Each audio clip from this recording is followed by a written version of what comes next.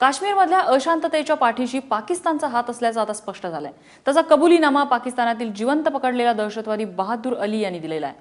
गेल्या महिन्यात काश्मीरमध्ये चकमकीत पकडण्यात आलेला दहशतवादी बहादूर अली याने एनआयएच्या चौकशीमध्ये आपली पार्श्वभूमी उघड केली। एनआयएचे महासंचालक संजीव कुमार यांनी एका पत्रकार परिषदेत बहादूर अलीच्या कबुली जबाबाबाबत माहिती दिली। पाकिस्तानमध्येच आपल्याला 3 वेळा दहशतवादाचं प्रशिक्षण देण्यात आल्याची कबुली अलीने दिलेली आहे। बहादूर अली याच्या या कबुली जबाबामुळे दहशतवादाला पाकिस्तानकडून कसं खतपाणी घातलं जातं हे पुन्हा एकदा उघड झालंय।